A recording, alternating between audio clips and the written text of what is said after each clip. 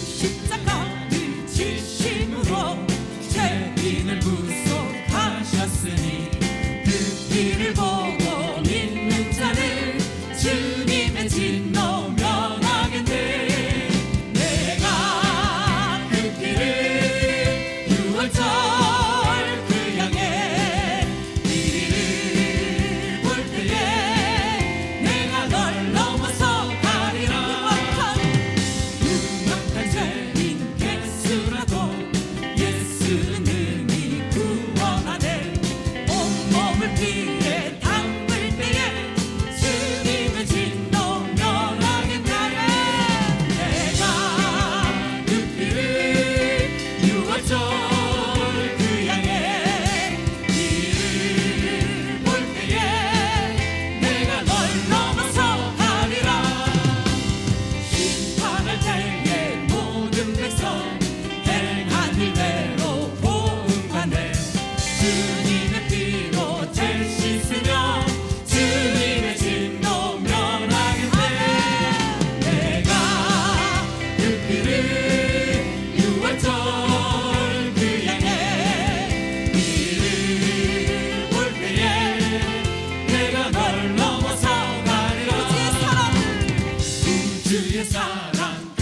크신 은혜 보혈의 능력 의지하세.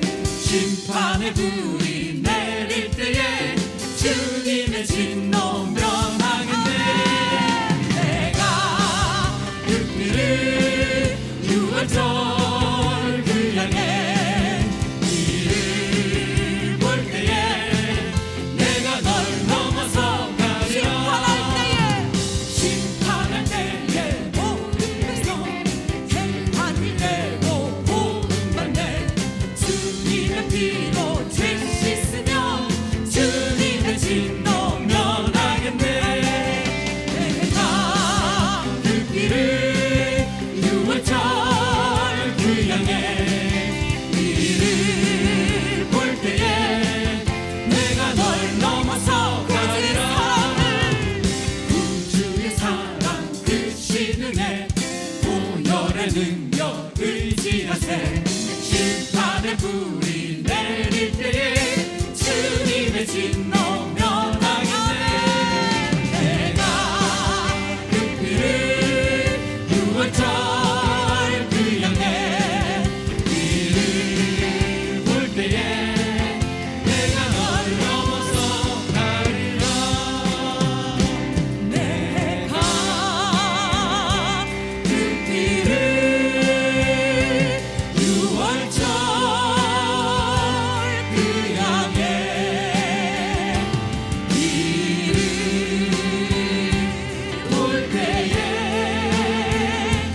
내가 널 넘어서 주님은 우리의 산성이십니다. 주님은 나의 산성. 주님은 나의 요새. 주님은 나의 소망. 나의 힘이 되신 영원. 아무것도 두려워 말라. 주 나의 하나님이 지켜주시네. 놀라지 마라. 겁내지 마라. 주님 나를 지켜주시네. 아무것도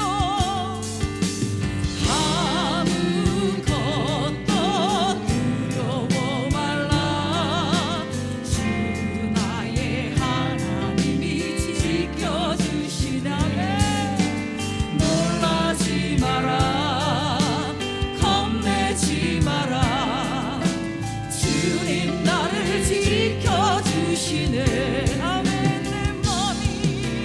내 맘이 힘에 겨워 지칠지라도 주님 나를 지켜주시네.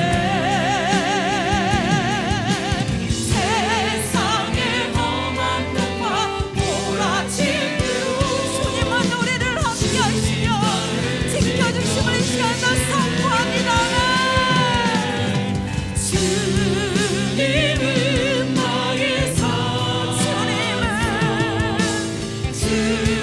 주님은 나의 요새. 주님은 나의 소망. 나의 힘이 되신 영원. 주님은 우리의 산성이십니다. 주님은 나의 산성. 주님은 나의 요새. 주님은 나의 소망. 나의 힘이 되신 영원. 나의 힘이 되신 영원.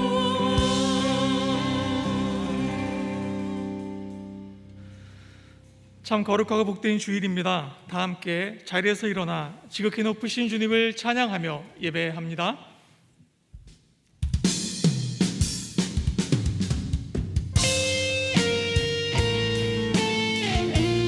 우리의 마음과 뜻과 정성을 다하여 주님께 고백하며 나아갑시다. 이곳을 덮으소서. 이곳을 이곳을 덮으소서 이곳을 비추소서 내 안에 무너졌던 모든 소망 다 회복하리니 이곳을 지나소서 이곳을 지나소서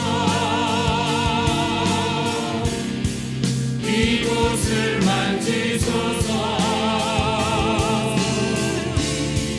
내 안에 죽어가는 모든 예배 다 살아나리라. 아멘. 지극히 높은 주님의 지극히 높은 주님의 다시 성소로 들어갑니다. 세상의 신을 벗고서 주보좌 앞에 엎드리리. 내 주를 향한 사랑과 그 신뢰가 사그러져 갈 때 하늘로부터 이곳에 장막이 덮이네. 이곳을 덮으소서 이곳을 덮으소서 이곳을 비추소서 내 안에 무너졌던 모든 소망 다 회복하리니 이곳을 지나소서 지나소서 이곳을 만지소서 내 안에 죽어가는 모든 예배 다 살아나리라. 아멘. 주님의 성령 주님의 성령 내게 임하여 하늘의 영광 나타내게 하소서. 주님의 성령 내게 임하여 하늘의 영광 나타내게 더 높은 소리로 주님의 성령 내게 임하여 하늘의 영광 나타내게 하소서. 주님의 성령 내게 임하여 하늘의 영광 나타내게 하소서. 주님께 영광 영광 영광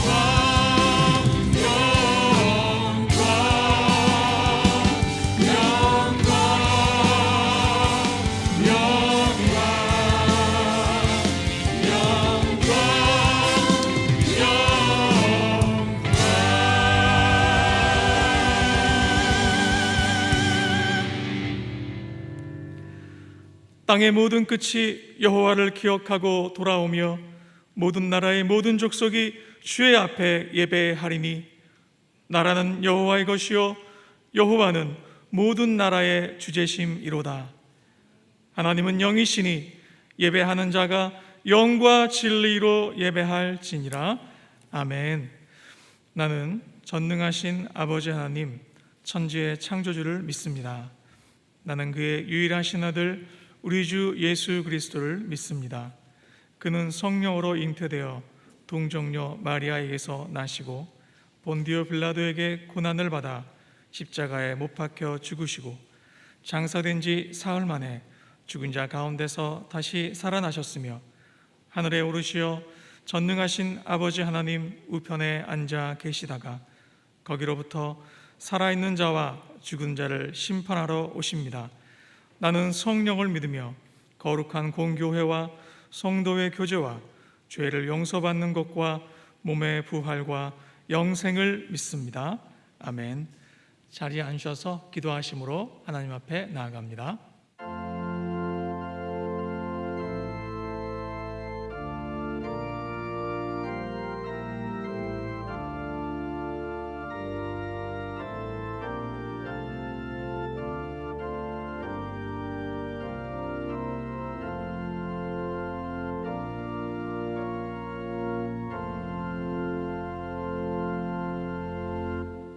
오늘 그리고 여기까지 인도하신 아버지 하나님의 은혜와 사랑에 감사와 찬양을 드립니다.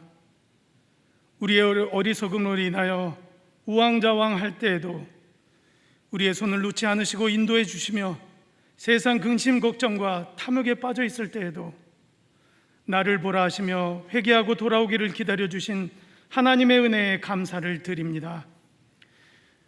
끝날 것 같지 않은 전염병과 한 번도 경험해 보지 못한 엄청난 자연재해가 우리의 삶을 위축시키며 두렵게 하고 있는 이때에 세상의 위협에 고개 숙이지 않게 하시고 만물을 지으시고 통치하시는 하나님 앞에 무릎 꿇고 그 길을 인도해 달라고 간구하는 저희가 되게 하여 주시옵소서. 세상이 변해도 성도가 성도되게 하시고 교회가 교회다움을 잃지 않게 도와주시옵소서.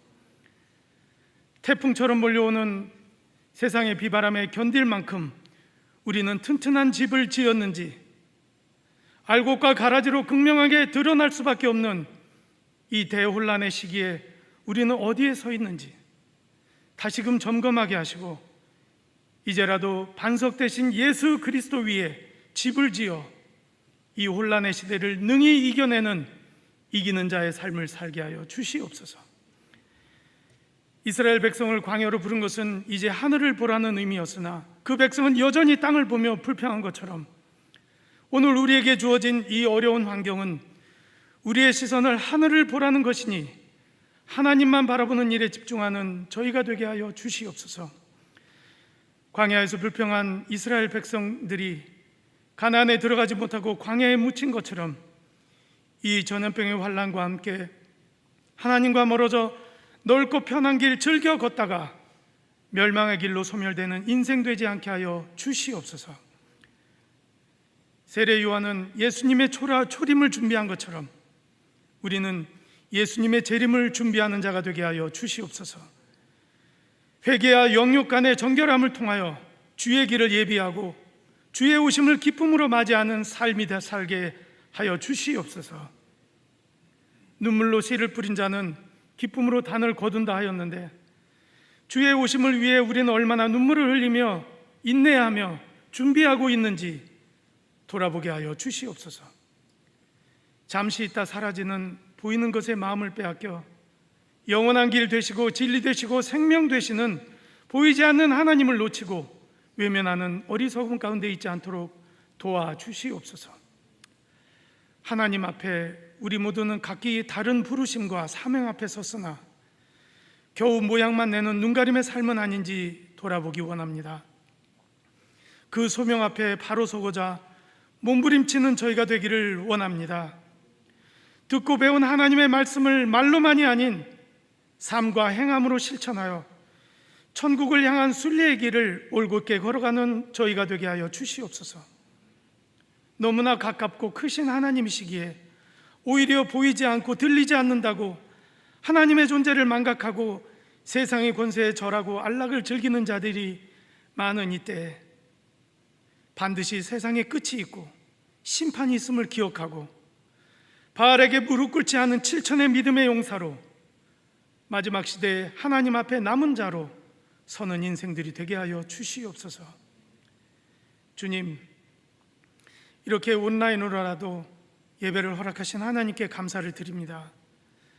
그러나 온 성도가 한자리에 모여 예배하며 은혜를 나누는 그런 예배로 속히 회복시켜 주기를 간구합니다.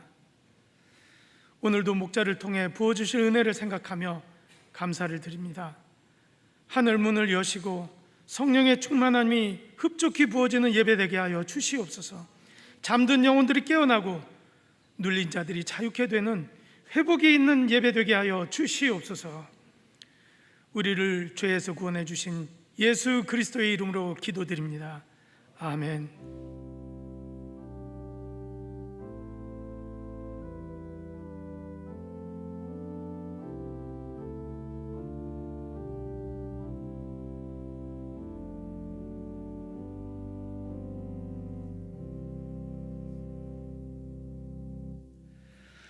다 함께 찬송가 315장 1절과 4절을 부르시면서 준비하신 예물을 하나님께 드리겠습니다.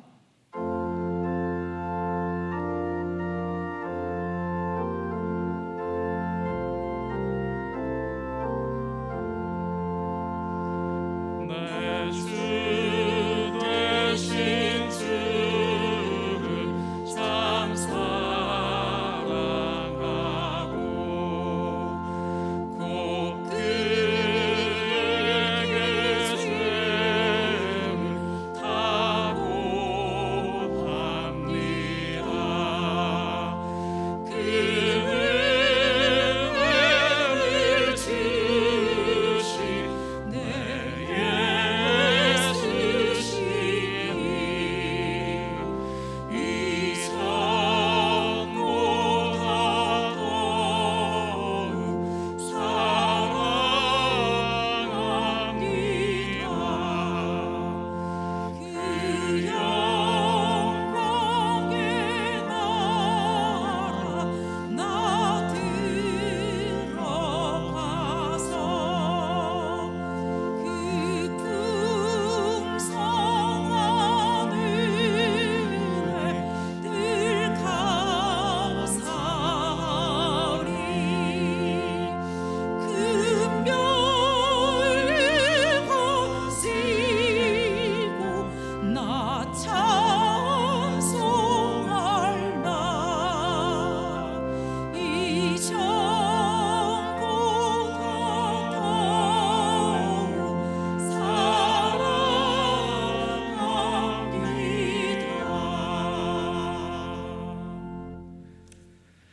참 좋으신 우리 주 하나님, 언제나 우리의 삶에 가장 가까운 곳에서 함께 해주시며 늘 선한 목자가 되어 주셔서 푸른 초장 쉴만한 물가로 한 걸음 한 걸음 인도해 주신 은혜에 감사를 드립니다.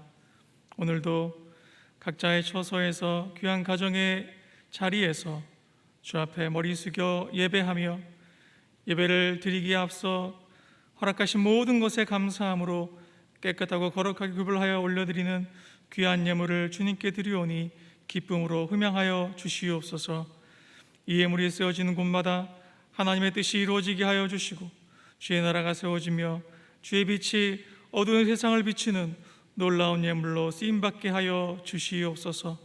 오늘도 저희들이 올려드리는 예배와 예물을 기쁨으로 흠양하여 주시는 우리 주 예수 그리스도 이름으로 감사하며 축복하며 기도드리옵나이다. 아멘.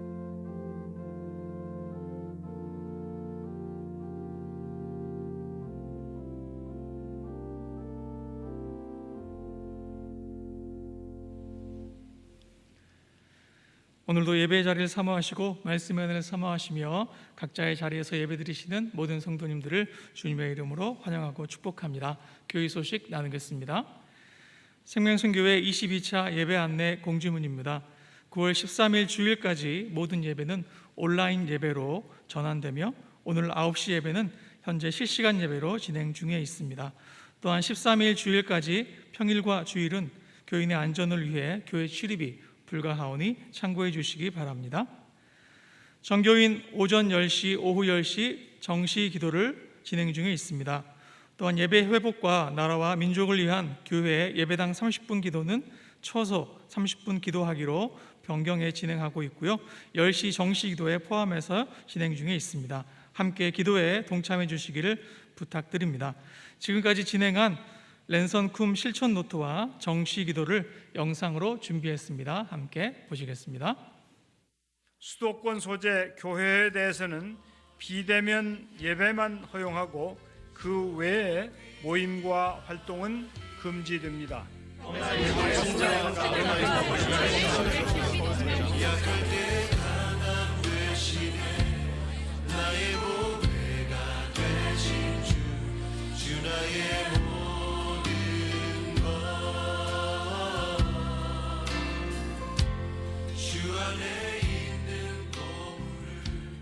랜선 실천 노트 잘 따라하면 스폰지가 물을 흡수하듯 설교 말씀이 머리에 쏙 들어오게 됩니다. 말 하나 행동 하나도 조심하게 되고 신경 쓰게 되고 좀 더 하나님 보시기에 선한 청지기로 살아가려고 노력하게 되는 게 정말 좋았습니다. 이 랜선 실천 노트로 주님과 함께 교제를 나누고, 그래서 나의 이 기쁨과 감사가 나로 끝나는 것이 아니라 나의 가족과 나의 이웃과 내가 근무하는 어린이집과 그 선생님들까지도 흘려보낼 수 있게. 원래 저였다면 코로나19로 인해 바뀐 삶이 참 어려웠을 텐데 랜선 노트로 먼저 하나님을 붙잡으니까 새 힘을 주시고 사명까지 깨닫는 은혜를 주시더라고요. 일주일의 시작을 주기도문으로 시작하고 본문 말씀을 필사함으로 그 말씀을 되새길 수 있어 삶에 직접적으로 적용이 될 수 있었고요.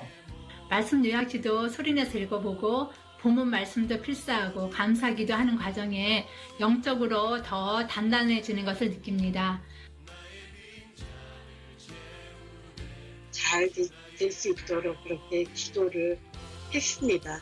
그래서 청지기로서 지금 맡겨진 일을 그렇게 묵묵히 하려고 지금 하고 있습니다. 실천 노트 이거 하면서 다른 분들도 이야기하셨지만 일단은 주일 말씀을 일주일 내내 묵상하면서 제가 무슨 일을 하든지 어디를 가든지 계속 머릿속에 맴돌면서 저를 따라다닌다는 거. 그런 어떤 상황과 환경에서도 말씀을 사랑하시는 마음을 보여주셔서 정말 감사하고요. 네, 감동이었습니다. 네, 이렇게 함께 할 수 있다는 것이 정말 좋네요. 세상의 모범이 될 수 있도록 도와주세요. 하나님의 이름이 거룩히 여김을 받게 하소서. 교회의 모든 성도님들을 질병으로부터 안전하게 지켜주세요. 자리에서 하나님께 온전히 예배드리는 예배자가 되도록 도와주세요. 코로나19가 하루빨리 사라지게 해주세요. 치료제와 백신이 개발되어 아픈 사람들이 회복되게 해주세요. 우리가 예수님을 닮아가는 삶을 살도록 도와주세요. 아픈 치료되고 빨리 나을 수 있도록 도와주시고 구원의 이름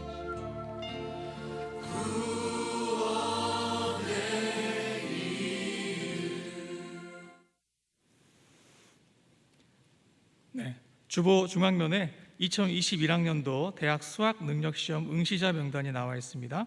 응시하는 학생들과 시험 일정을 위해서 함께 기도해 주시기 바랍니다. 교인 소식입니다. 박강수 권사님의 모친 발음이 9월 3일 목요일에 있었습니다. 정홍남 권사님의 모친께서 어제 별세하셨습니다. 오늘 11시에 위로예배 출발 예정입니다. 함께 위로해 주시기 바랍니다. 윤용은 송정민 집사님 가정에서 등려하셨습니다. 함께 축하해 주시기 바랍니다. 이정현 안수 집사님과 정영래 권사님 가정에서 자녀 결혼 답례하셨습니다. 기타 교회 소식은 주보를 참고해 주시기 바랍니다. 오늘 우리에게 주시는 하나님의 말씀은 누가복음 13장 1절로부터 9절 말씀입니다. 그때 마침 두어 사람이 와서 빌라도가 어떤 갈릴리 사람들의 피를 그들의 제물에 섞은 일로 예수께 아뢰니 대답하여 이르시되 너희는 이 갈릴리 사람들이 이같이 해받음으로 다른 모든 갈릴리 사람보다 죄가 더 있는 줄 아느냐. 너희에게 이르노니 아니라. 너희도 만일 회개하지 아니하면 다 이와 같이 망하리라. 또 실로암에서 망대가 무너져 치여 죽은 18사람이 예루살렘에 거한 다른 모든 사람보다 죄가 더 있는 줄 아느냐. 너희에게 이르노니 아니라. 너희도 만일 회개하지 아니하면 다 이와 같이 망하리라. 이에 비유로 말씀하시되 한 사람이 포도원에 무화과 나무를 심은 것이 있더니 와서 그 열매를 구하였으나 얻지 못한지라. 포도원지기에게 이르되 내가 3년을 와서 이 무화과 나무에서 열매를 구하되 어찌 못하니 찍어버리라. 어찌 땅만 버리게 하겠느냐. 대답하여 이르되 주인이여 금년에도 그대로 두소서. 내가 두루 파고 거름을 줄이니 이후에 만일 열매가 열면 좋거니와 그렇지 않으면 찍어버리소서 하였다 하시니라. 아멘. 하나님께서 이 말씀을 통해 은혜 주시기를 원합니다. 아멘. 샬롬. 가정에서 예배드리는 우리 사랑하는 생명샘교회 성도 여러분, 참 많이 보고 싶습니다. 우리 성도님들도 교우님들을 많이 보고 싶으시죠? 우리 교직원들이 날마다 기도하고 있고 온 교우들이 정시에 이렇게 이 시간을 빨리 지나갈 수 있도록 기도하고 있으니까 곧 대면해서 예배도 하고 교제도 할 수 있을 것입니다. 이런 시간들을 통해서 하나님을 더 의지하시고 승리하고 그리고 힘내는 우리 모든 생명샘교회 교우님 다 되시기를 주의 이름으로 축복합니다. 예수님은 우리에게 빛이 되어주시고 그리고 우리에게 또 빛이 되라고 말씀하셨습니다. 너희는 세상의 빛과 소금이라. 지난 주일 말씀을 통해서 주님은 우리에게 1년만, 5년만, 10년만 빛이 되라고 말씀하신 것이 아니라 주님이 다시 오실 때까지 우리에게 빛이 되라고 말씀하셨어요. 그러시면서 주님이 오실 때까지 빛이 될 수 있는 태도에 대해서 우리에게 가르쳐 주셨습니다. 그것은 허리에 띠를 띠고 등불을 켜고 서 있는 것이라고 주님 말씀해 주셨어요. 허리에 띠를 띠고 등불을 켜라고 하는 것은 일할 준비를 가져라, 깨어 있으라, 그런 뜻이죠. 그러면서 실질적으로 등불을 켜고 깨어 있는다는 것이 무엇인지 예시를 3가지를 우리에게 들어주셨습니다. 첫 번째로는 주님이 다시 올 것을, 반드시 다시 오실 것을 기억하고 준비하라, 이렇게 말씀하셨어요. 도적같이 이 말이라, 이렇게 말씀하신 것이죠. 참 그 말씀이 우리에게 와닿는 것은, 여러분, 코로나19가 우리에게 다가올 줄 누가 알았겠습니까? 아무도 예상치 못했잖아요. 코로나19를 우리가 경험하면서 마치 우리 주님이 도적같이 임한다라고 하는 경험을 그런 예시하듯이, 예고하듯이 우리는 지금 경험하고 있는 것입니다. 그리고 2경이든 3경이든 깨어 기다리는 종들에게 예수님은 무엇을 약속하셨냐면, 그때 깨어 기다리는 자들에게 예수님이 친히 허리에 띠를 띠고 오히려 예수님이 기다리는 자들에게 수종을 들어준다고 말씀하십니다.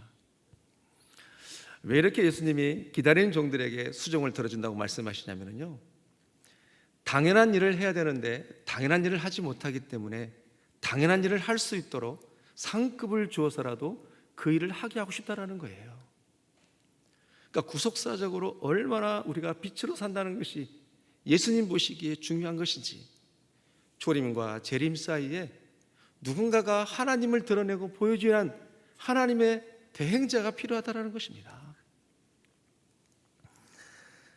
그리고 두 번째로는 지혜 있고 진실한 청지기가 되라 말씀해 주셨어요. 주인이 돌봐야 할 주인의 종들을 청지기가 주님의 뜻대로 잘 돌봐주라는 것이에요. 그런데 혹여 그 청지기가 종들을 때리거나 혼자 먹고 마시고 취하면 우리 주님이 다시 오셔서 반드시 벌하시겠다라고 성경은 말씀하고 있습니다. 다시 말해서 폭력을 쓰거나 무절제하거나 먹고 마시는 방탕스러움은 절대로 선한 청지기의 자격 요건이 될 수 없다라고 말씀하신 것입니다.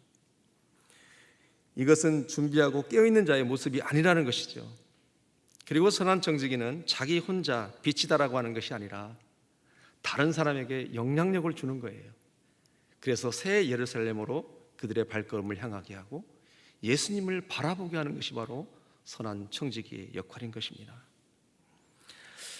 결국 빛이 되어야 하는 이유는 나를 보게 하는 것이 아니라 예루살렘을 보게 하고 예수님을 보게 하는 것입니다.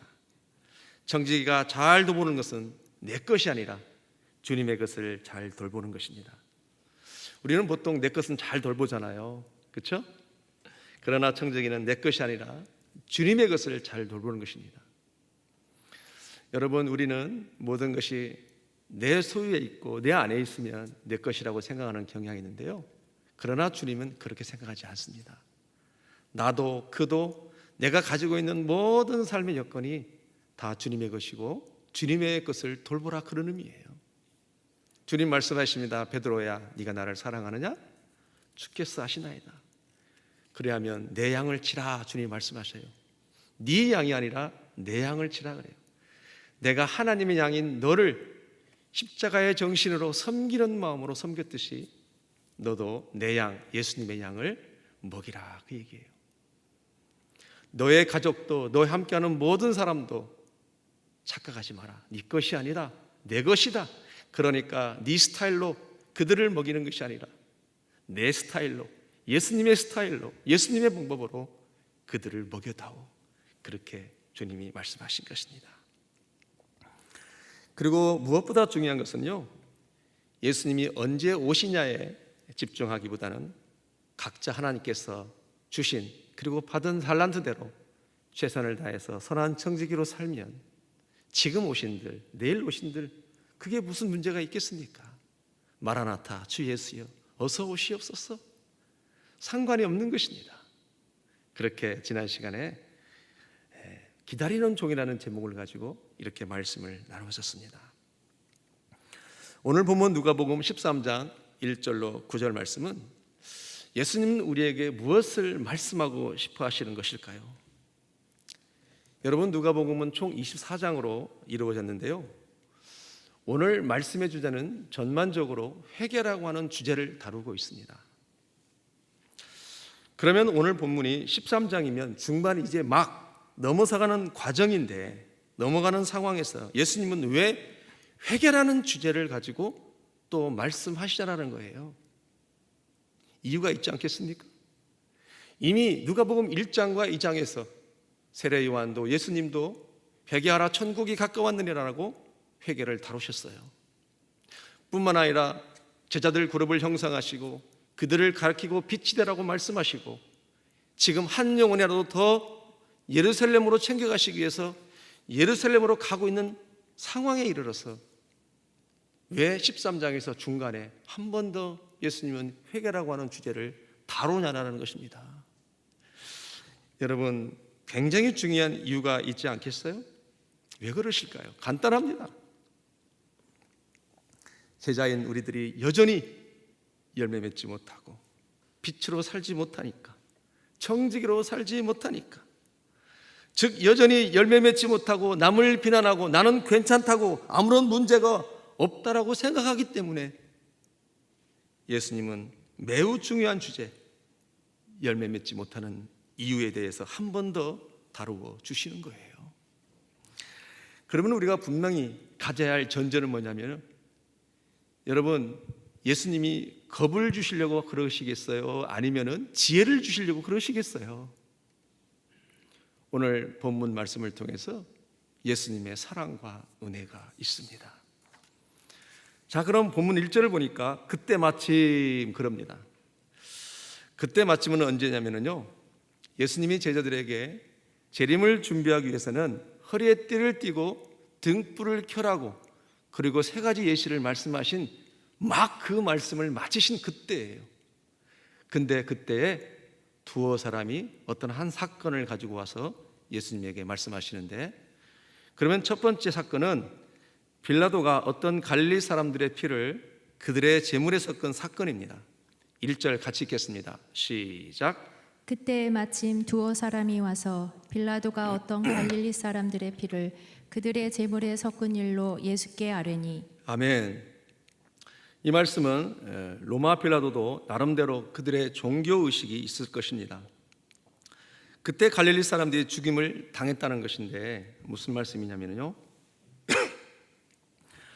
그 당시는 문화적으로 피정복자가 반드시 정복자의 신을 섬기게 돼 있습니다. 왜냐하면 그들은 신들의 전쟁이라고 생각하기 때문에 그 민족이 전쟁에서 지게 돼서 정복을 당하게 되면 그 신을 따라야 되고 섬기는 것이 그 당시 문화예요. 그렇다면 정복자 입장에서는 통치를 함에 있어서 어떤 걸림돌이 되거나 그들의 통치를 따르지 않거나 그들의 신을 섬기지 않는다고 할 때 얼마든지 학살할 수 있다, 그 얘기예요.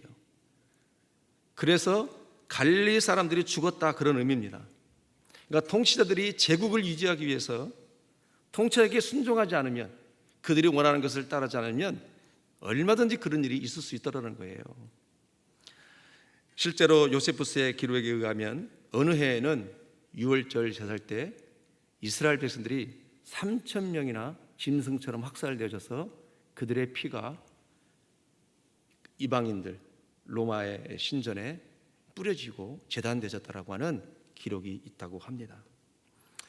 유월절은 애굽에서 나온 출애굽을 기념하는데 그들을 향하여 그냥 둘 수가 없어서 학살했다는 거예요. 심지어는 어느 유월절에는 2만 명도 죽임을 당했다는 기록이 있다고 합니다. 통치자에게 순종하지 않으면 그 통치를 유지하기 위해서 그보다도 더한 일도 일어나지 않겠어요?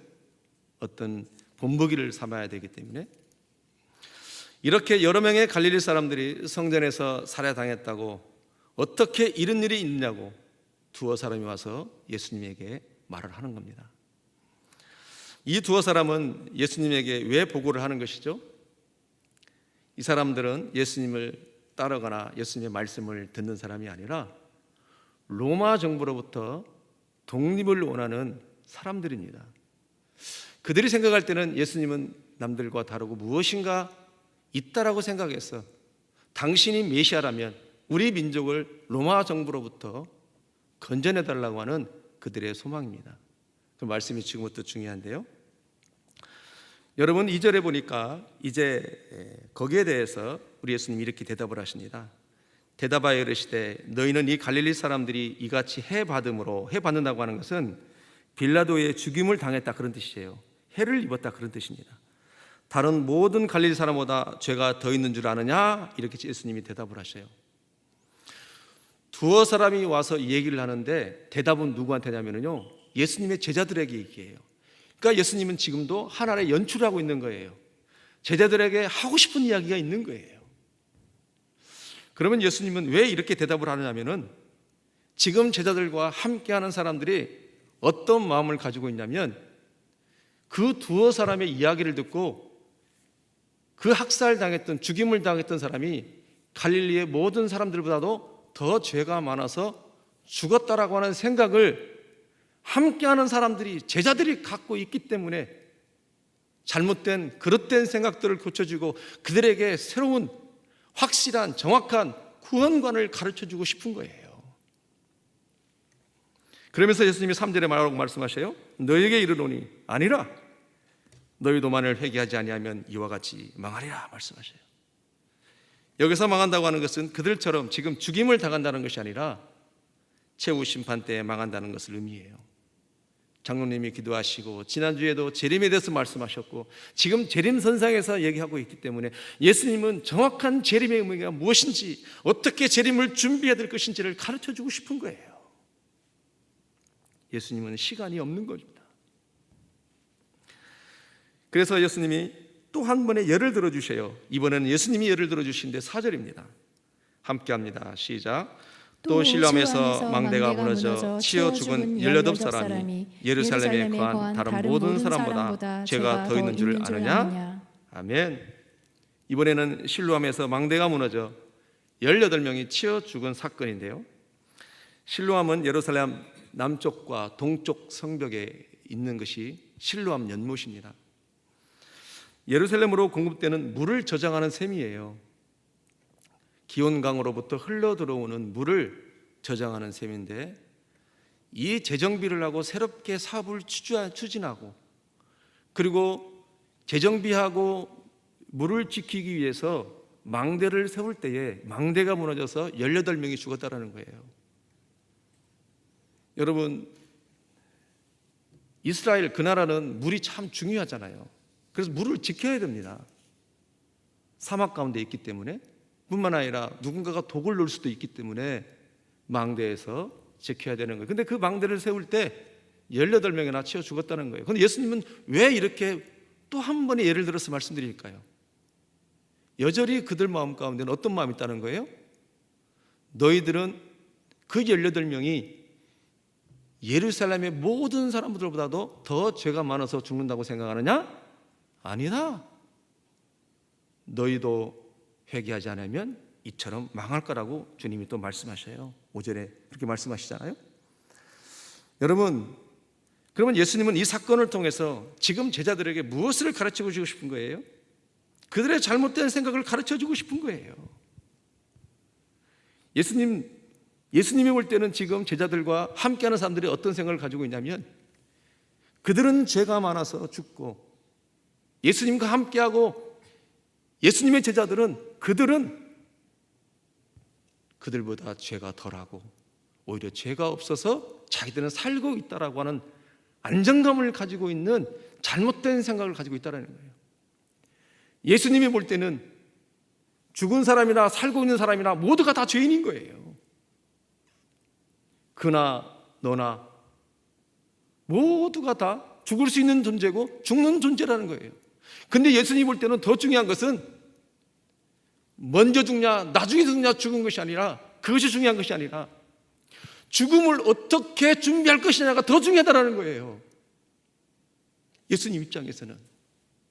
여러분, 지난 시간에도 말씀드렸잖아요. 지난 시간에도 예수님이 두려워하지 말라, 바리새인들의 누룩과 외식을 주의하라, 그들은 죽음 이후에 어떻게 할 수 없느니라.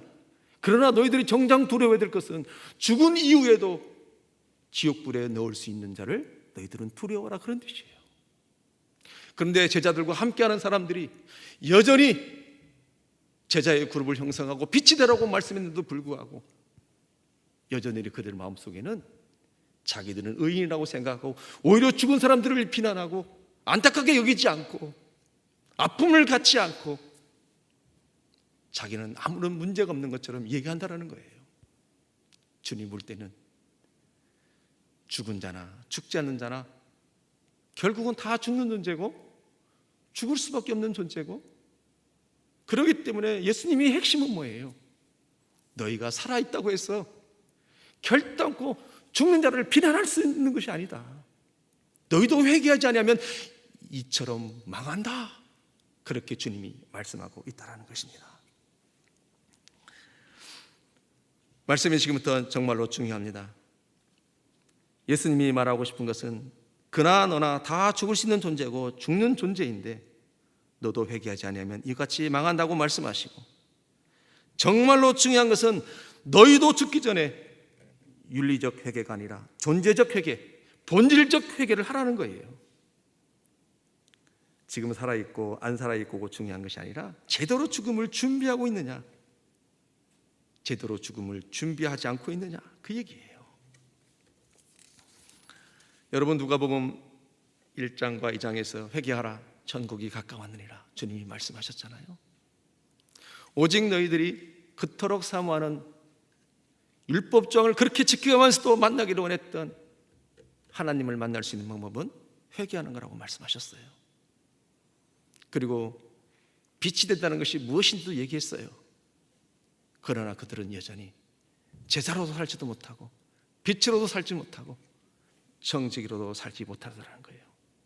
왜 그럴까? 예수님 볼 때는 행동적, 윤리적 회개는 하고 있는지는 모르겠지만 그들 가운데 본질적 회개가 없다는 것을 알고 새롭게 해주고자 하는 것입니다. 왜? 이것이 없으면 제대로 재림을 준비할 수 없기 때문에 그렇다는 거예요. 본질적 회개, 존재론적 회개가 없이는 결단코 재림을 준비할 수 없기 때문에. 그런데 예수님 볼 때는 그들의 변하지 않는 삶을 볼 때는 결단코 그거는 존재론적 회개가 아니라 행동적 회개, 윤리적 회개만 하고 있더라는 거예요. 24장이 마무리고 이제는 대속하기 전에 예수님이 시간이 없는 거예요. 그래서 중간 13장에서 다시 한번 정말로 재림을 준비할 수 있는 것이 무엇인지를, 지금 살고 지금 죽고 그것이 중요한 것이 아니라는 거예요. 더 중요한 것은 재림을 준비하는 것이 더 중요하다는 것입니다. 자, 그러면 윤리적 회개는 뭐고 본질적 회개는 무엇인가? 여러분, 요한일서 1장 9절의 말씀을 우리가 잘 이해할 필요가 있어요. 만일 우리가 우리 죄를 자백하면 그는 미쁘시고 의로우사 우리 죄를 사하시며 우리를 모든 불의에서 깨끗게 하실 것이요. 여러분, 이 말씀은 사실은 본질적 해결을 의미하는 말씀입니다. 그런데 많은 경우에 이 말씀을 윤리적 회개로 잘못 사용하면 문제가 되는 것입니다. 재림을 잘못 준비한다, 그런 얘기예요. 많은 경우에 사람들이 죄를 짓고 고백하면 용서하신다고 했으니까 죄목을 나열하듯이 고백하고 나는 이제 용서받았다고, 더 이상 아무런 문제가 없다고 자기의 죄를 정당화하고 합리화하는 경우가 참 많습니다. 내가 하고 싶은 대로 다 하고 말하고 싶은 대로 다 말하고, 하나님 내가 이것도 저것도 잘못했습니다 하면은 여러분, 과연 이것이 본질적 회개를 한 사람이고 본질적 회개일까요? 과연 요한일서 1장 9절 말씀은 단지 우리가 제목을 나열하고 고백만 하면 아무런 문제가 없다라는 말씀일까요? 우리는 이 말씀을 정말로 잘 해석해야 됩니다. 여러분, 과연 이것이 본질적 회개냐는 거예요. 예수 십자가의 종교가 단지 윤리적으로 내가 누구누구를 시기했고 누구누구를 원망했고 누구누구를 미워했고 내가 도덕질했습니다 고백만 하면 끝나는 것이 바로 예수 십자가의 종교일까요? 이것이 본질적 회개냐랄까요? 엄청난 대가를 지불하고 우리를 산 주님이 조그만의 꺼리낌만을 가지고 내가 이것도 잘못했고 저것도 잘못했고 이것도 잘못했으나라고 얘기한다면 아무런 문제가 없는 것일까요? 여러분, 이렇게 윤리적 회개로 자기 죄를 정당화하고 합리화해버리면 절대로 열매를 맺을 수가 없습니다. 왜? 이렇게 제목 나열하듯이 고백하고 나는 용서받았다고 합리화하고 정당화하다 보니까 여전히 열매가 없고 똑같은 죄를 조금만 꺼리낌만을 가지고 또 반복해서 죄를 짓는 것입니다. 고백만 하면 되지 뭐. 또 회개하면 되지 뭐. 윤리적 고백, 윤리적 회개로 끝나면 여전히 열매도 없고 똑같은 죄를 쉽게 반복해서 짓는 것입니다. 여러분, 마치 이스라엘 백성들이, 제자들이 지금 그렇게 하고 있다는 거예요. 예수님의 옆에 있고 예수님과 함께 예배하니까 자기는 마치 의인인 것 마냥 예수님과 함께 하지 않고 저기 있는 사람들을 향하여 나는 전혀 문제가 없고 그들을 비난하고, 지금 이스라엘 백성들이 그렇게 하고 있다는 거예요. 마치 회개를 제목 나열하듯이. 여러분, 이것이 누구의 이야기일까요? 저와 여러분들의 이야기가 아닐까요? 그러면 본질적 회개를 한 사람은 어떤 모습일까요? 자신의 죄로 인해서 아파합니다. 안타까워하고 고통스러워합니다. 단지 나는 죄를 지을 수밖에 없는 존재지하고 정당화하지도 않고 합리화하지도 않습니다. 여러분, 통회하는 거예요. 즉, 자기 자신의 죄를 지을 수밖에 없음을 아파하는 거예요. 모든 사람이 죄를 범하였음에 하나님의 영광에 이르지 못하니, 하나님 맞습니다. 나는 죄를 지을 수밖에 없는 존재이때 그래서 나는 예수님이 필요합니다. 그리고 자기가 지은 죄를 너무너무 아파하고 괴로워합니다. 여러분, 윤리적 회개를 하고 윤리적 행동에 있어서 회개한 사람들의 모습과 본질적 회개한 사람의 모습, 회개의 방법은 달라요. 쉬워요? 안 쉬워요? 지금 본질적 회개는 결코 쉽지가 않습니다. 회개하는 것은 많은 심적 아픔이 따릅니다. 회개를 제목 나열하듯이 할 수 없다라는 거예요. 왜? 본질적 회개를 한 사람은. 그러나 혹시 이 시간에 우리의 죄를 여전히 제목 나열하듯이 고백하고 나는 아무런 문제가 없다고 생각하고 산다고 한다면 다시 한번 나의 회개가 윤리적 회개인지 본질적 회개인지 돌아봐야 하는 거예요. 예수님이 볼 때는 13장까지 왔음에도 불구하고 그들을 볼 때, 그들의 삶을 볼 때는 본질적 회개의 모습이 없는 거예요. 여전히 빛의 모습도 없고, 여전히 청지기의 모습도 없고, 여전히 제자로서의 모습도 없고, 여전히 남이 죽어가고 남이 고통을 당하면 나보다 더 많은 죄를 지어서 그 사람이 고통을 당한다고 생각하고 나는 아무런 문제가 없다고 생각하고 여전히 똑같이 주님의 재림에 나는 아무런 문제가 없어라고 생각하고 산다라는 거예요. 예수님이 볼 때는 착각하지 마, 그 얘기예요. 이 시간 여러분에게 도전합니다. 여러분, 죄를 짓고 그저 고백만 하면 용서받는다고 생각해서 오늘 죄를 무서워하지 않고 사는 자가 본질적 회개를 한 자입니까? 아니면 죄로 아파하고 죄로 안타까워하는 자가 본질적 회개를 한 자입니까? 후자입니다. 여러분들은 어느 편에 속해 있습니까? 여러분들은, 그리고 저는 어느 쪽으로 회개를 하고 있는 것일까요? 여러분, 윤리적 회개로 나가는 자는 그냥 죄목 나열하듯이 고백만 하면 용서받는다고 생각하면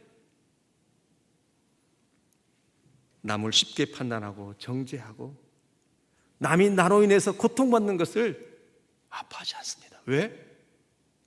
또 고백하면 되지 뭐, 또 회개하면 되지 뭐, 이렇게 생각하기 때문에 그렇다는 거예요.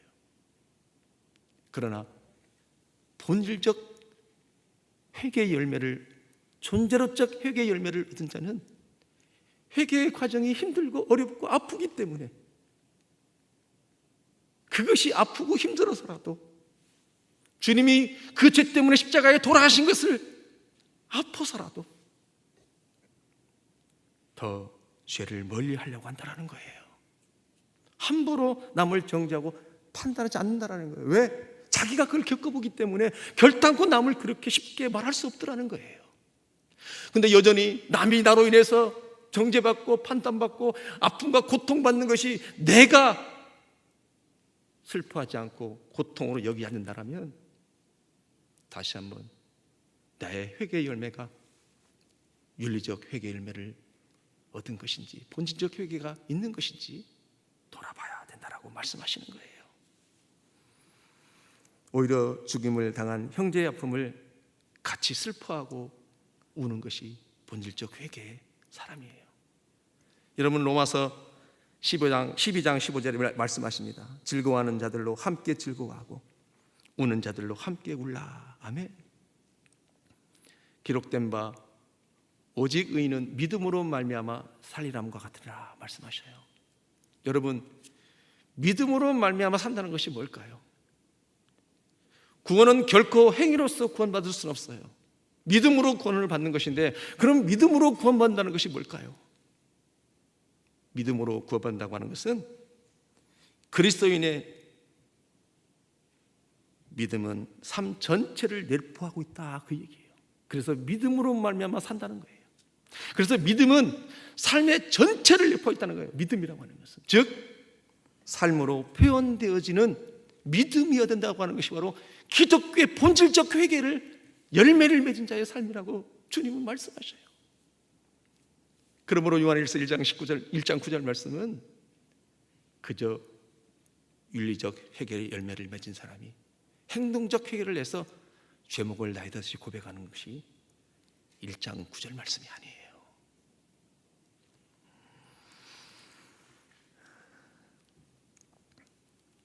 그러니까 예수님이 24장 십자가의 대속을 향하여 달려가면서 제자들의 모습을 보시고 시간이 없는 것입니다. 아니, 어쩌면 예수님이 시간이 없는 것이 아니에요. 우리가 시간이 없는 것입니다.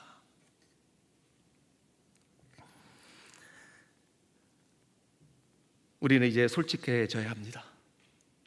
그리고 솔직한 용기가 필요합니다. 윤리적 회개는 예수님의 재림을 준비할 수도 없고 준비될 수도 없고 열매를 맺고 싶어도 절대로 열매를 맺을 수가 없습니다. 그러나 예수님의 십자가의 본질적 회개의 예수님의 십자가의 그 본질적 회개는, 그 회개의 열매는 열매를 맺을 수가 있어요. 그러나 여전히 성장하지 않고 열매를 맺고 있지 않다면 존재론적, 본질적 회개가 아니라 행동적, 윤리적 회개라고 주님은 오늘 이 시점에서 가르쳐주고 있는 것입니다. 여러분, 예수님이 언제든지 오셔도 재림을 기쁘게 맞이할 수 있는 우리 모두가 되기를 주의 이름으로 축복합니다. 중요한 것은 본질적 회개가 이루어지면 크든 작든 계속 열매가 나타나고 지속적으로 성장하는 것입니다. 베드로전서 1장 18절과 19절은 이렇게 말씀합니다. 함께합니다. 시작. 너희가 알거니와 너희 조상이 물려준 헛된 행실에서 대속함을 받은 것은 은이나 금같이 없으실 것으로 된 것이 아니요 오직 흠없고 점없는 어린 양 같은 그리스도의 보배로운 피로 된 것이니라. 아멘. 그 피는 우리로 충분한 열매를 맺게 한다라는 거예요. 자, 그럼 두 번째로 예수님이 기다려주는데도 회개의 열매를 맺지 못하는 자들에게 포도원 비유를 들려주신대요. 여러분 6절입니다. 함께합니다. 시작. 이에 비유로 말씀하시되 한 사람이 포도원에 무화과 나무를 심은 것이 있더니 와서 그 열매를 구하였으나 얻지 못한지라. 포도원 아멘. 지기에게 이르되 내가 3년을 와서 이 무화과 나무에서 열매를 구하되 얻지 못하니 찍어버리라. 어찌 땅만 버리게 하겠느냐. 아멘. 자, 이제 한 주인이 포도원에 무화과 나무를 심었는데 그 열매를 얻을까 해서 왔는데 열매를 얻지 못한다고 합니다. 여러분, 그 당시 팔레스타인 지방에는 포도원에 포도만 심는 것이 아니라 올리브도 심고 무화과도 심는다고 합니다. 그러니까 포도원에 와서 무화과에게 열매를 얻는 것은 이상한 일이 아니라는 거예요. 문제는 때가 되어서 왔는데 무화과 열매를 얻지 못하는 것입니다. 그래서 7절에 주인이 말씀하시잖아요. 포도원 지기에 와서 말하되 3년을 와서 무화과 나무에서 열매를 구하되 얻지 못했으니 찍어버리자. 어찌 땅만 버리겠느냐라고 주인이 말씀하셔요. 자, 여러분, 차라리 찍어버리고 다른 것을 심는 것이 낫지 않겠느냐 그런 뜻인데, 그러면 말씀이 지금부터 매우 중요해요. 그럼 여기서 포도원 주인은 누구예요? 하나님이셔요. 포도원 지기는 예수님입니다. 무화과 나무는 이스라엘 백성이고 그 다음에 열매는 회개의 열매예요. 자, 몇 년을 기다려 주었다고 얘기해요? 3년을 기다렸다고 합니다. 열매 맺지 못한 무화과 나무는 하나님의 포도원 안에 들어와 있음에도 불구하고 열매가 없고 열매 맺지 못하는 것을 부끄럽게 생각하지도 않고 오히려 합리화시키고 정당화하고 있다라는 것입니다. 참 많은 의미심장한 이야기죠. 그래서 주인이 이 무화과 나무를 차라리 찍어버리자. 어찌 땅만 버리겠느냐라고 얘기합니다. 여러분, 무화과 나무의 특성상 첫 해에는 무화과 나무는 열매를 맺지 못한다고 해요. 대부분, 물론 예외로 그렇지 않는 경우도 있지만 대부분은 열매를 맺지 못한다고 합니다. 마치 우리가 막 신앙생활하면은 열매를 얻기가 쉽지 않잖아요. 모르기 때문에. 그러나 점차적으로 가면 갈수록 열매가 무엇인지 알기 때문에 열매를 맺어야 돼요? 안 맺어야 돼요? 맺어야 돼요. 자, 그러면 무화과 나무는 둘째 해가 되면 반드시 대부분 무화과 나무는 이제는 열매를 맺게 되어 있다고 합니다. 특성상. 그런데 지금 이 무화과 나무는 2년째도 열매를 맺지 못했어요. 그리고 3년째에 가서 열매를 구하려고 했는데 역시 열매가 없어요.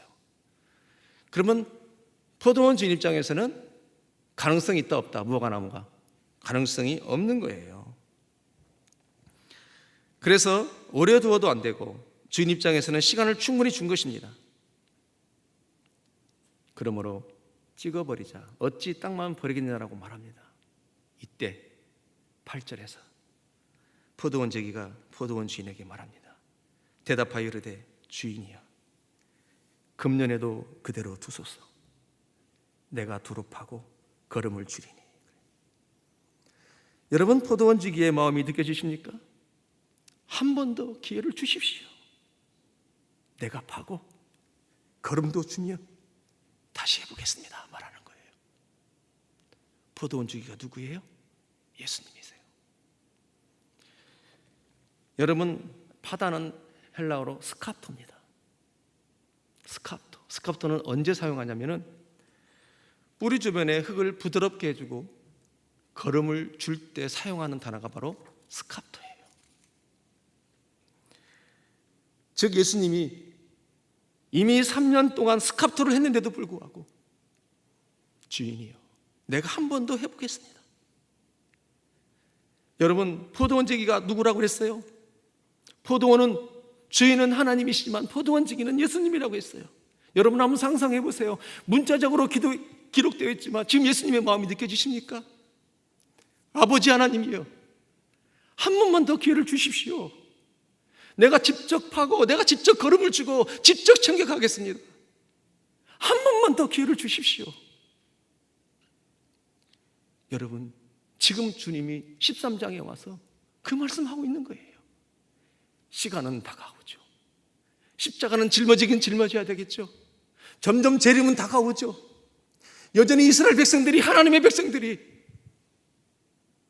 열매가 없고 빛이 되지도 못하고 제자로 살지 못하고, 알고 봤더니 본질적 회개가 아니라, 존재론적 회개가 아니라 행동적 윤리적 회개를 통해서 여전히 나는 아무런 문제가 없다고 생각하고 다른 사람이 어떻게 되든지 상관없이, 오히려 그들은 죄가 많아서 그런 일을 당하고 나는 죄가 없어서 오늘 예배하는 자이고 오늘 교회에 속해 있고, 그렇게 생각하는 제자들을 향하여 지금 하나님을 향하여 말하고 있는 거예요. 아버지요, 한 번만 더 기회를 주십시오.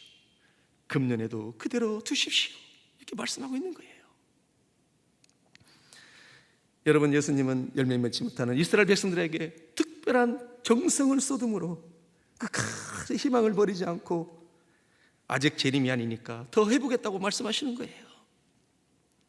그러면서 9절에 뭐라고 말해요? 이후에 만일 열매가 열면 좋거니와, 이후에 만일 열매가 맺으면 좋거니와, 바라고 소망하거니와, 그렇지 않으면 그때에도 늦지 않습니다. 재림 때에도 늦지 않습니다. 제발 좀 한 번 더 기회를 주십시오. 주님이 그렇게 막아서고 있는 거예요. 디모데전서 2장 5절에는 이렇게 말합니다. 하나님은 한 분이시요, 또 하나님과 사람 사이의 중보자도 한 분이시니 그 사람이신 그리스도 예수라. 여러분, 이것이 예수님이 가지고 계시는 신적 인내와 자기 백성에 대한 애정이고 사랑이고 중보의 모습입니다. 여러분, 예수님이 왜 아직 못 오셔요? 본질적 회개의 열매가 없고 실제적인 열매를 기다리고 계시기 때문에 못 오시는 거예요. 그러나 중요한 것은 그 기간은 한정되어져 있습니다. 스카프토, 걸음은 주고 최선을 다해서 돕지만 중요한 것은 열매는 나무가 맺어야 됩니다. 그 열매는, 그 회개의 열매는, 그리고 그 회개의 열매에 따른 또 다른 열매는 아무리 스카프토는 해줘도 스카프토를 해주는 예수님이 맺을 수가 없어요. 무화과 나무가 열매를 맺어야 되는 것입니다. 그리고 마지막 세 번째로, 무화과 나무가 다시 열매 맺기 위해서 어떻게 해야 되는가? 말씀이 지금부터 더 중요합니다. 여러분, 코로나 전국 경험하면서 이때까지 한국 교회와 한국 성도들이 다 영적으로 건강하고 믿음이 좋고 실력이 있다고 생각하고 그런 줄 알았습니다. 그러나 코로나 전국을 맞이하고 지나가면서 전혀 뜻밖의 선택을 하고 뜻밖의 행동을 하는 것을 보면서 지금 국민들이 매우 당혹하고 있고 어려워하고 있습니다. 우리 스스로도 민낯을 보고 있습니다.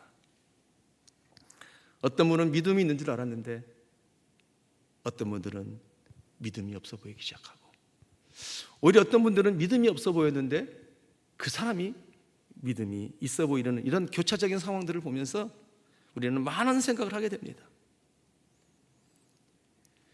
그리고 코로나 전국에 앞으로도 원하든 원하지 않든 경제적으로나 사회적인 측면에서 많은 활동들이 어려워진 상황입니다. 그럼 이런 상황 속에서 하나님의 사람들을 어떻게 다시 세워갈 것인가? 이것이 우리의 중요한 당면 과제입니다. 여러분, 형편이 괜찮고 실력이 있고 그래도 재정이 좀 괜찮으신 분들은 그래도 쉽지는 않지만 어떻게든지 이 어려움을 버텨나갈 것입니다. 그러나 그렇지 않으신 분들은 정말로 힘들 것입니다. 저는 요즘 기도하면서 그런 기도를 합니다. 하나님, 경제가 어려지고 사회적인 측면에서 활동들이 힘들어지면 있는 사람들은 그래도 버텨나갈 수 있는데 없는 사람들은 자존심이 상하니까 말도 못하고 혹시라도 극단적인 생각을 하면 어찌할까요? 그것이 저의 기도 제목이에요. 교회 안에서라든지 밖에서라든지 혹시 경제적으로 어려워서 코로나 전국을 보내면서 한계치에 다다라서 혹시라도 극단적인 생각을 하면 어떡할까? 그런 마음이 제 안에 있습니다. 저는 이런 상황에서 가장 중요한 것은 소망이라고 생각합니다. 살다 보면 경제적으로 어려워질 수도 있고 육체적으로 건강이 안 좋을 때도 있고 관계적으로 정서적으로 어려울 때도 있습니다. 사실 사람이 돈이 없어서 좌절하는 것이 아니라 미래에 대한 소망이 없기 때문에 좌절하고 향방을 잃어버립니다. 우리의 소망은 다른 소망이 아니라 하늘의 소망을 두어야 되는 줄 믿습니다. 성경은 우리를 향하여 말씀하십니다. 너는 순례자라고, 그리고 나그네라고, 잠시 왔다 가는 인생이라고 말씀하십니다. 여러분, 저는 절대로 염세주의자가 아닙니다. 그런데 살다 보니까 이 땅을 바라보면 좌절할 만한 일이 얼마나 많습니까? 때로는 답이 없고 약을 먹어도 상담을 해도 여전히 해결이 되지 않고, 그럴 때 하늘에 소망을 두면 거기에 답이 있는 줄 믿습니다. 마치 요한복음 4장에 사마리아의 우물가 여인이 예수님을 만나고 목마르지 않는 생수를 경험하고 만났던 것처럼 우리 주님만을 만날 때 바로 소망이 되는 줄 압니다. 여러분, IMF를 지나면서 불과 20, 30년 만에 세계는, 그리고 우리나라 국민은 여러 차례 이 길을 맞게 됩니다. 금융위기라든가 여러 차례. 그렇다면 주기적으로 계속해서 이것이 오게 되게 되면 여러분, 이 땅을 바라보면 절망할 수밖에 없습니다. 그럼 이런 상황 속에서 하늘의 소망을 두라, 하나님께 소망을 두라는 하나님의 메시지인 것입니다. 이런 어려움에도 불구하고 우리는 크리스찬으로서 가족과 이웃과 사회를 향하여 하나님께 소망을 두라고 말해야 되는데, 그러려면 도덕적으로, 윤리적으로 안정감 있는 수준까지 올라가는 것이 필요합니다. 이제는 신뢰가 먼저입니다. 여러분, 그 첫 단추가 바로 상식이에요. 결단코 상식이 있어야, 만약에 상식 밖의 행동을 하게 되면 아무리 소망을 말해도 하나님의 손을 잡지 않을 것입니다. 다시 시작하면 되는 것입니다.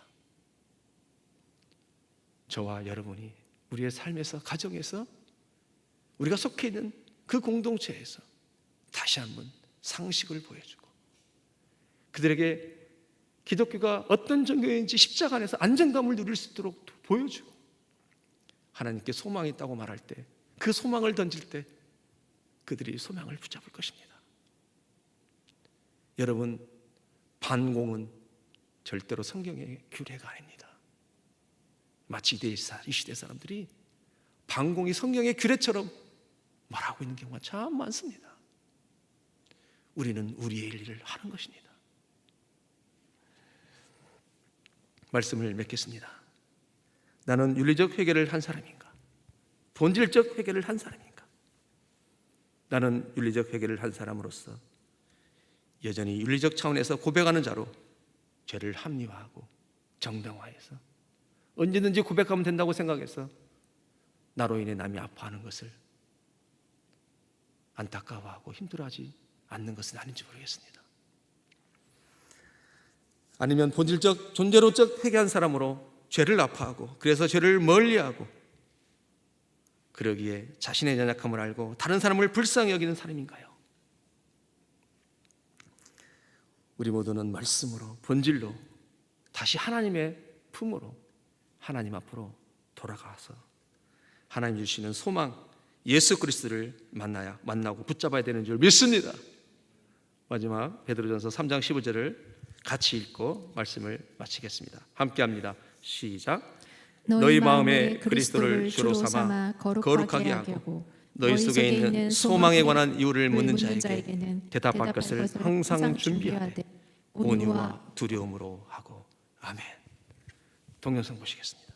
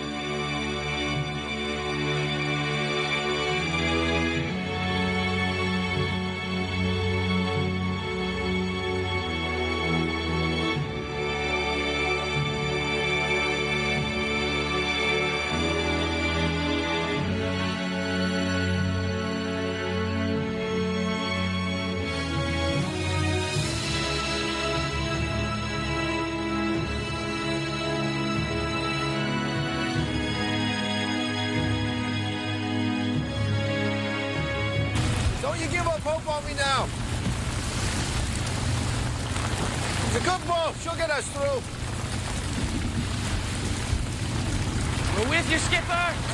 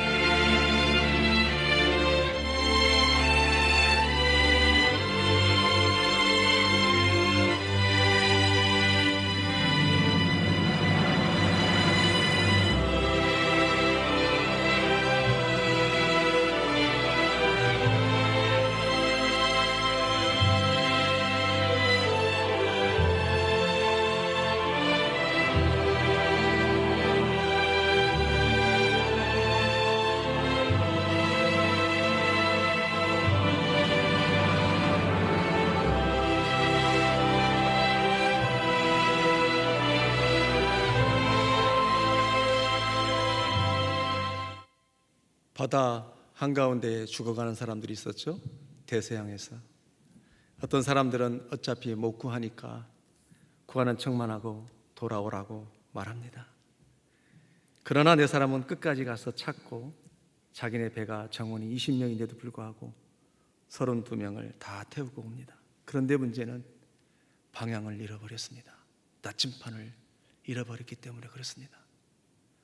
놀라운 것은 그 4명을 보낸 가족들과 주민들이 자동차를 해안가에 갖다 놓고 헤드라이트를 켜고 빛이 되어 줍니다. 그 불빛으로 모두가 삽니다. 진정한 회개는 그들의 목숨이나 내 목숨이나 하나의 가치로 봅니다. 서로에게 소망의 등불이 되어 주어서 하나님은 그렇게 하나가 되어 같이 오라고 하십니다. 사랑하는 우리 생명의교회 성도 여러분, 복음의 능력은 빛입니다. 다시 한번 빛으로 나아가서 하나님의 궁일과 자비를 더욱더 경험하고, 그러므로 코로나19가 속히 지나가는 은혜가 있기를 주의 이름으로 축복합니다. 이 시간 잠깐 기도하겠습니다. 하나님 감사합니다. 고맙습니다.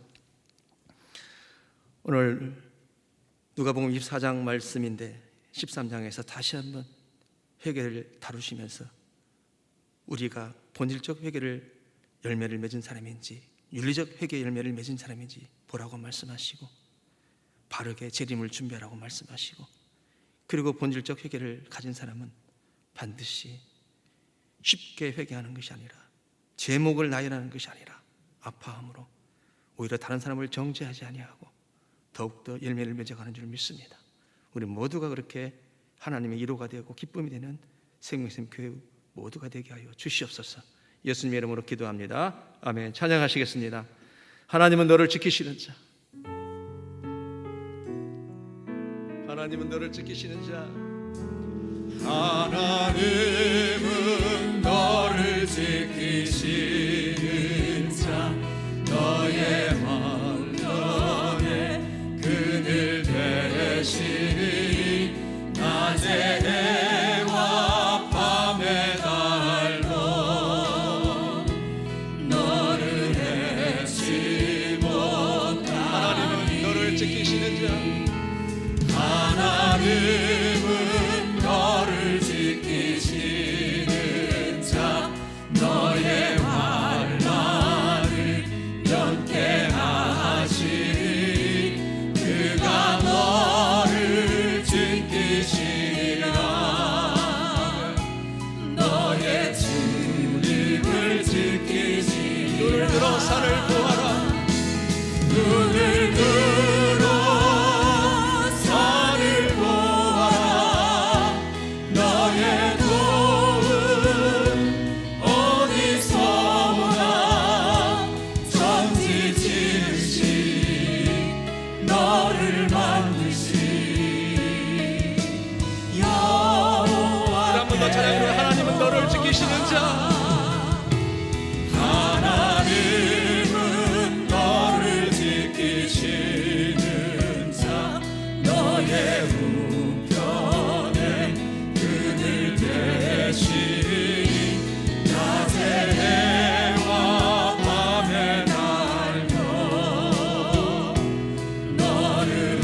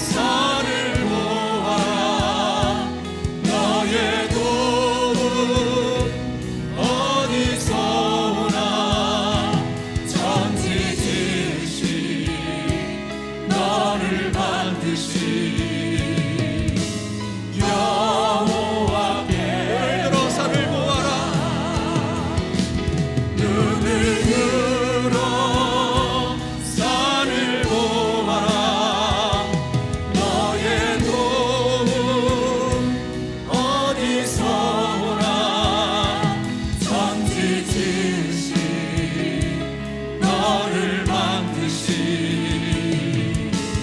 여호와께로라.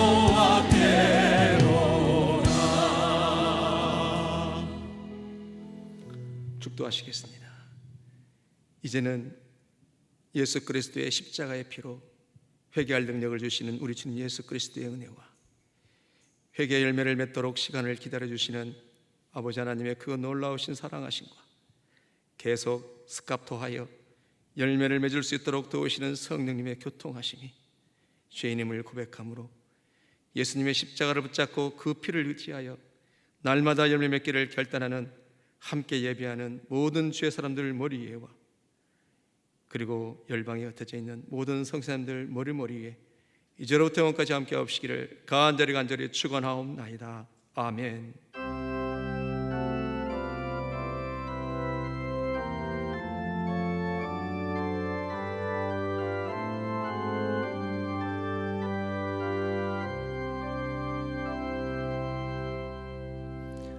옆 사람과 가족끼리 인사하겠습니다.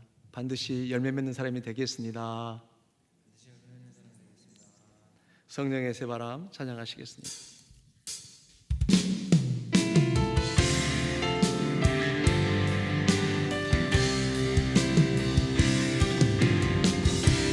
성령의 새바람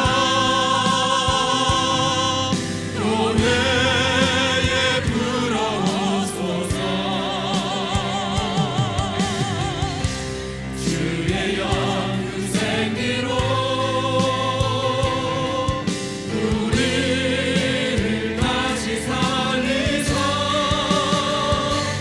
이 땅에 하나님 영광 거하니 그런 교회가 되게 하소서. 열방에 하나님 영광 비추는 그런 교회가 되게 하소서. 그런 나라가 되게 하소서. 그런 교회가 되게 하소서.